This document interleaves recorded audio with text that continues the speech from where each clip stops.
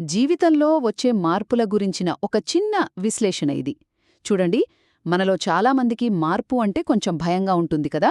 అసలు దేవుడు మన జీవితాల్లో ఇంత కష్టమైన మార్పులని ఎందుకు అనుమతిస్తాడు? మరి ఆ టైంలో మనం ఎలా ఉండాలి? ఈ విషయాల గురించే ఇప్పుడు మనం మాట్లాడుకోబోతున్నాం. మొదటిగా గుర్తుంచుకోవాల్సిందేంటంటే, మార్పు అనేది దైవికంగా నిర్దేశించబడింది. అది తప్పదు. ఇప్పుడు చూడండి, భూమి ఉన్నంతకాలం ఋతువులు పగలు రాత్రి ఎలాగైతే ఖచ్చితంగా మారతాయో, మన జీవితాల్లో కూడా మార్పులు అంతే సహజం. మన చుట్టూ ఉన్నవన్నీ మారిపోయినా సరే, దేవుడు మాత్రం నిన్న నేడు ఎప్పటికీ ఒక్కలాగే ఉంటాడన్న విషయం మనకు చాలా ధైర్యాన్నిస్తుంది. ఇక రెండవది, ప్రతి మార్పుని, అది మంచిదైనా చెడ్డదైనా సరే, దేవుడు మన మంచికే వాడతాడు. ఉదాహరణకి యోసేపు జీవితం చూస్తే, సొంత అన్నదమ్ములే తనకు కీడు చేసినా దేవుడు ఆ పరిస్థితిని కూడా మేలుగా మార్చాడు కదా. అసలీ మార్పుల వెనుక ఉన్న ముఖ్య ఉద్దేశమేంటంటే, మనం క్రీస్తు స్వరూపంలోకి మార్చబడాలి.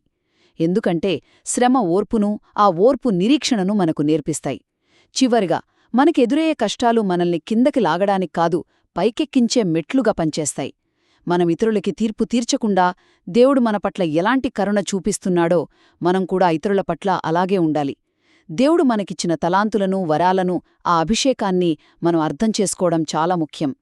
ఎందుకంటే ఆ అభిషేకమే మనకు అధికారాన్నిస్తుంది. దానితో మనం ఎలాంటి మార్పునైనా ధైర్యంగా ఎదుర్కోగలుగుతాం.